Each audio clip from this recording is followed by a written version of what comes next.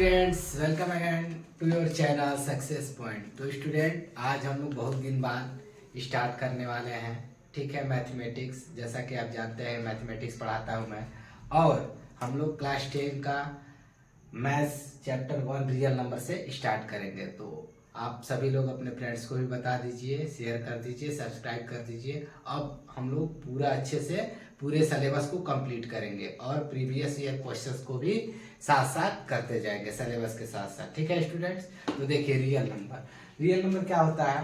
तो अभी तक जो भी नंबर सिस्टम हम पढ़ते आ रहे हैं, तो नंबर सिस्टम में हम नंबर्स के साथ डील करते हैं, ठीक है। जैसा कि नेचुरल नंबर के बारे में हम लोग स्टडी किए, ठीक, फिर इंटीजर्स के बारे में स्टडी किए, फिर रेशनल नंबर, फिर 9th में इरेशनल नंबर।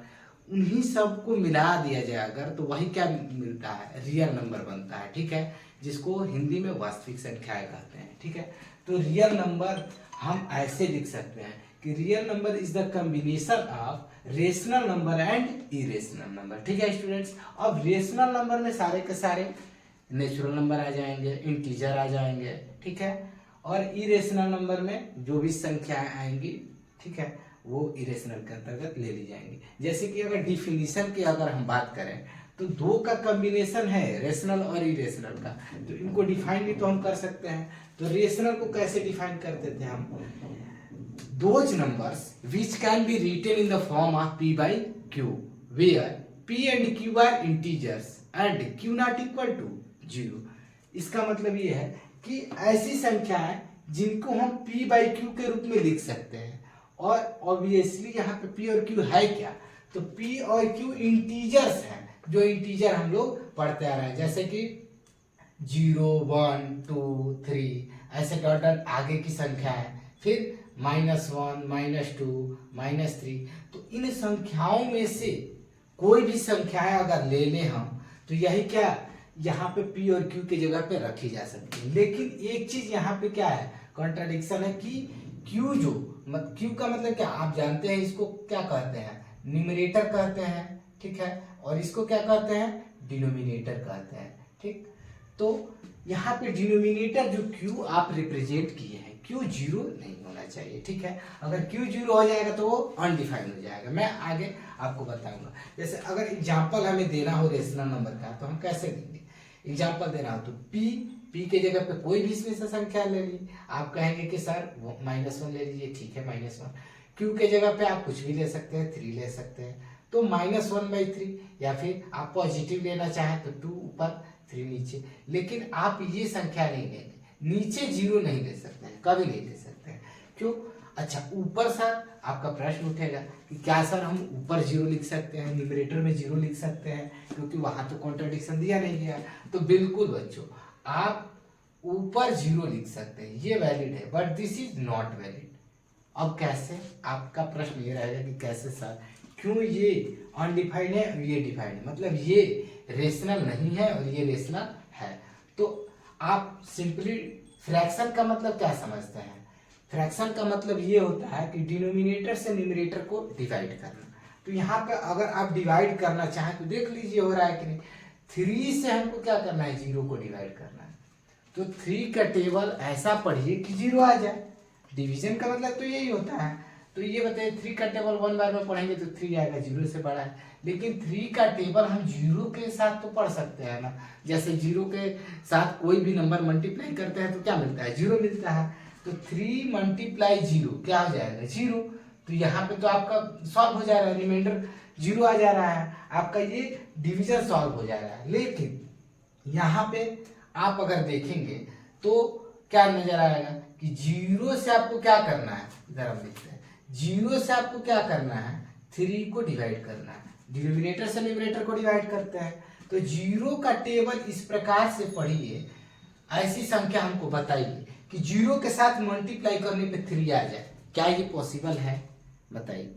हम अभी देखें कि 0 के साथ मल्टीप्लाई करेंगे तो क्या हो जाएगा, 0 हो जाएगा, और 0 से ही हमको डिवाइड करना है। इसका मतलब यहाँ पे कोई भी संख्या लेंगे, मल्टीप्लाई करेंगे तो 0 ही आएगा, मतलब ये डिवीजन सॉल्व नहीं हो पाएगा। इसी के कारण ये 3/0 या फिर डिनोमिनेटर में 0 अनडिफाइंड होता है, उसको रेशनल के अंतर्गत नहीं लेते हैं, ठीक है स्टूडेंट्स, यहाँ तक क्लियर है। अब आपको ये देखने को मिलेगा कि टर्मिनेटिंग, इसका मतलब देखिए जैसे p/q के फॉर्म में अगर संख्याओं को लिख दे रहे हैं तो वो रेशनल होगा, ठीक। तो उसको इस रूप में भी हम कह सकते हैं कि टर्मिनेटिंग और रिपीटिंग नंबर भी क्या कहलाते हैं, रेशनल कहलाते हैं। अब ये दो आपके पास क्या है, कीवर्ड आ रहा है कि टर्मिनेटिंग और रिपीटिंग क्या होता है, ठीक है। तो टर्मिनेटिंग और रिपीटिंग की अगर हम बात करें तो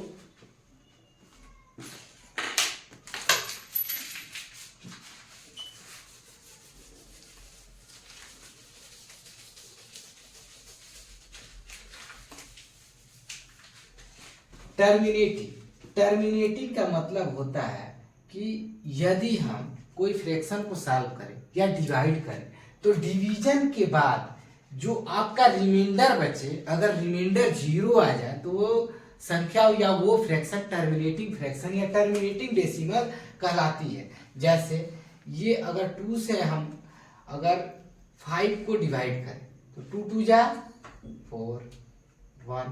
अब बताइए डेसिमल हम पॉइंट दे करके 0 तो बढ़ा सकते हैं, 2 5 जा 10। तो यहाँ पे आपका रिमाइंडर जब 0 आ जाए तो वो टर्मिनेटिंग कहलाता है, ठीक। अब रिपीटिंग की बात करें तो रिपीटिंग में जैसे 3 से 10 को डिवाइड करना है, 3 3 जा 9 1 बचेगा 1 देकर 0, 3 3 जा 9 1 0 3 3 जा 9। मतलब ये प्रोसेस चलता रहेगा। आप यहाँ पे देख रहे हैं कि रिमाइंडर बार बार 1 बच रहा है, ठीक। तो इसको नॉन टर्मिनेटिंग हम कह सकते हैं, साथ साथ हम क्या कह सकते हैं, ध्यान देना है। यहाँ पे टर्मिनेटिंग कब, जब 0 आ जाए। जब 0 नहीं आए तो उस केस में क्या कहलाता है, नॉन टर्मिनेटिंग। और अगर यहाँ पे आपका कोसेंट रिपीट करने लगे, कोई संख्या प्रॉपर रिपीट करने लगे तो that is called repeating number. ये संख्या बार बार रिपीट करेगी कोसेंट में, ठीक। तो यहाँ पे आपको टर्मिनेटिंग क्लियर हुआ होगा और रिपीटिंग क्लियर हुआ होगा, और साथ साथ नॉन टर्मिनेटिंग भी। नॉन टर्मिनेटिंग मतलब रिमाइंडर 0 ना आए, ठीक है, मतलब रिमाइंडर नॉट 0। यहाँ पे मैं पहले ही लिख दे रहा हूँ, ठीक है। अब रेशनल के बारे में आप डिटेल में समझ गए, ठीक है। अब ये आपके पास एक प्रश्न होगा कि तो स्टूडेंट अभी रेशनल नंबर, अब ये भी आपके मन में आएगा कि क्या सर हम नेचुरल नंबर को रेशनल कह सकते हैं? तो जी बिल्कुल कह सकते हैं। कोई रेशनल नंबर हो या इंटीजर हो, हम कह सकते हैं कि वो रेशनल नंबर है। कैसे? तो देखिए जैसे 1 2 3 ये सब क्या है, नेचुरल नंबर है।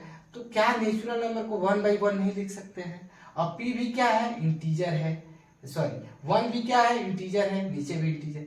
2 को 2/1 नहीं लिख सकते हैं, लिख सकते हैं। 2 भी क्या है, इंटीजर है, और 1 भी क्या है, इंटीजर है। तो इंटीजर बाई इंटीजर ही क्या कहलाता है, रेशनल नंबर कहलाता है। यहाँ पे आपको क्लियर हुआ।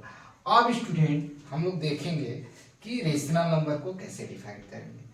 तो इरेशनल नंबर, रेशनल नंबर हम लोग कर लिए। अब इरेशनल नंबर, इरेशनल नंबर क्या होता है? तो ठीक इसका अपोजिट होता है, रेशनल का अपोजिट, जो कि आप 9th क्लास में ये पढ़ के आए हैं, ठीक। ये आपका 9th का सिलेबस है, ये आप 8th क्लास में पढ़ चुके हैं, ठीक है। तो इरेशनल नंबर क्या होता है, मैं एक बार रिवाइज आपको करा दूं। रिटेन नॉट एज p/q, मतलब ऐसा नंबर जो p/q के फॉर्म में लिखा नहीं जा सकता है, मतलब उसको फ्रैक्शन में हम नहीं लिख सकते हैं जो संख्याओं को, उन्हीं को हम क्या कहते हैं, इरेशनल नंबर कहते हैं, ठीक है। अगर हिंदी में आप जानना चाहें तो इसको अपरिमेय संख्या, इसको परिमेय संख्या कहते हैं, ठीक। आप लिखना चाहें तो हिंदी में भी लिख सकते हैं।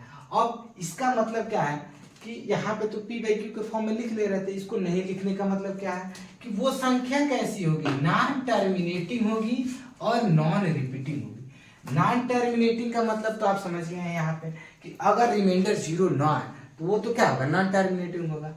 लेकिन रिपीटिंग नहीं होना चाहिए। इसका मतलब ये है कि अगर रिपीटिंग नंबर कर रहा है तो वो जाहिर सा बात है कि वो क्या हो जाएगा, रेशनल हो जाएगा, मतलब रिपीट नहीं करना चाहिए। जैसे एग्जाम्पल की अगर मैं बात करूं तो एग्जाम्पल पार्टिकुलरली आपको याद करके रखा जाता है कि √2 क्या होती है, इरेशनल नंबर होती है। √3, ठीक, √2 - 1 ये सब क्या होती है, इरेशनल नंबर होती है। फिर √5 पाई ये सब क्या, इरेशनल नंबर। अगर हम बनाना भी चाहें, लिखना भी चाहें इरेशनल नंबर तो बना सकते हैं। 0.210 200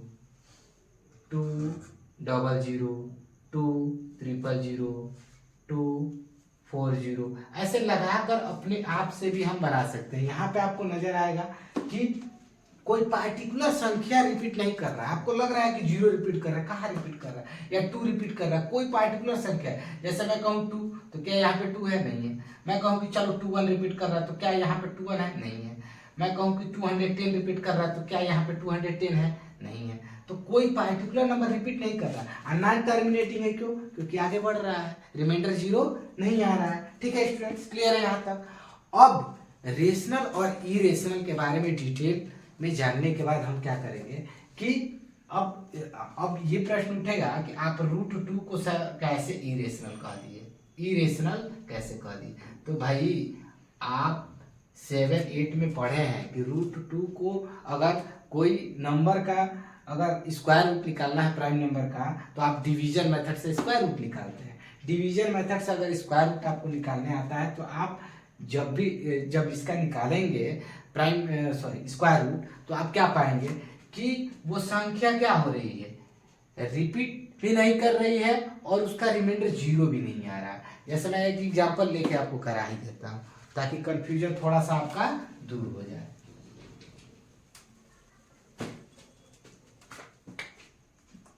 √2 का हम लोग निकालेंगे डिवीजन मेथड से।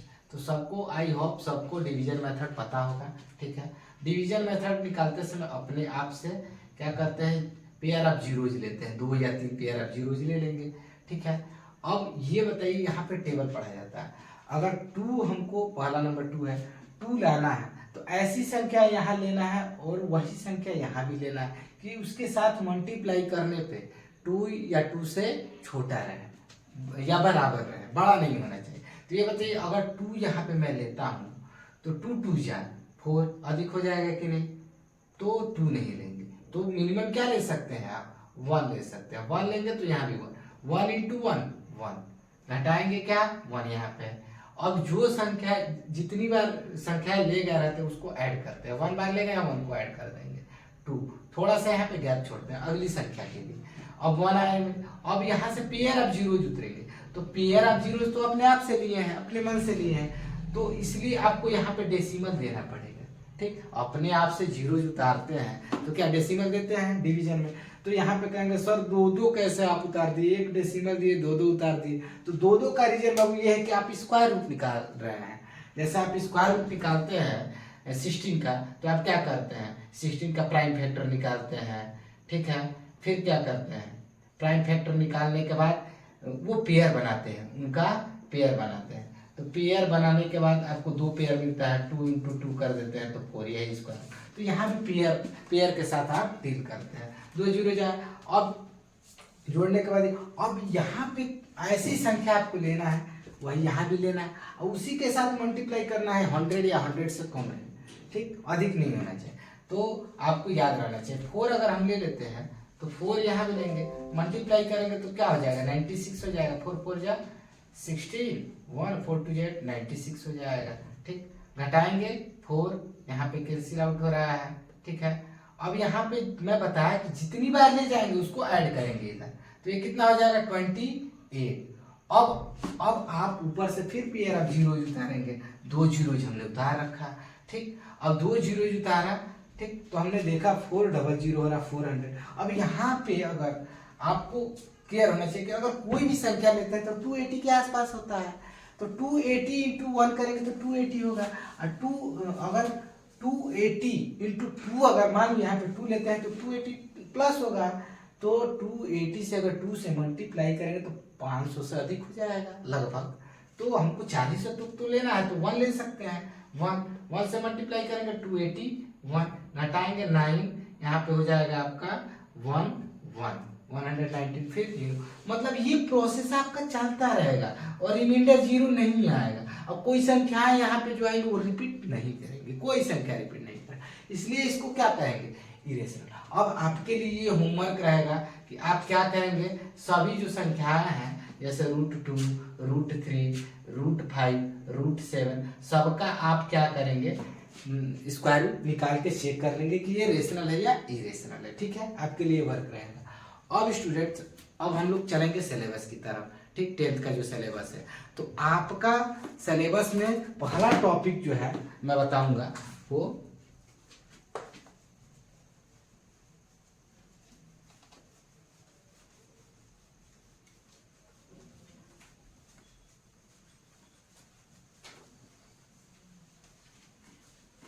आपके सिलेबस का पहला टॉपिक है Euclid's division lemma. Euclid's division lemma. Euclid's division lemma. तो यूक्लिड्स ने अपना एक डिवीजन के बारे में क्या दिया था, अपना एक कह सकते हैं सिद्धांत दिया था या फिर अपना एक कथन दिया था। ठीक, किसके बारे में? डिवीजन के बारे में। कौन दिए थे? यूक्लिड्स दिए थे। यूक्लिड्स कौन थे? तो एक मैथमेटिशियन थे, ठीक है, जो यूक्लिड्स पाइथागोरस के शिष्य थे, ठीक है। तो यहाँ पे हम लोग इनके थ्योरम के बारे में जानेंगे, लेमा के बारे में जानेंगे। लेमा का मतलब ये होता है सिद्धांत, सिद्धांत कह सकते हैं, कोई प्रिंसिपल कह सकते हैं जो मैथमेटिक्स में दिया गया हो, ठीक है। तो ये क्या कहते हैं? तो इन्होंने कहा था कि कोई भी दुनिया का कोई भी पॉजिटिव इंटीजर अगर है तो उस पॉजिटिव इंटीजर को हम क्या कर सकते हैं, दो इंटीजर्स के प्रोडक्ट में प्लस उसमें से उसका रिमाइंडर को ऐड करने पे जो मतलब उस संख्या को ऐसे लिख सकते हैं जैसे हम यहाँ पे बता रहे हैं। लेटस कंसीडर, लैंग्वेज में थोड़ा अटपटा होता है, देख लेते हैं। Let's consider A B any positive integer, A B any positive integer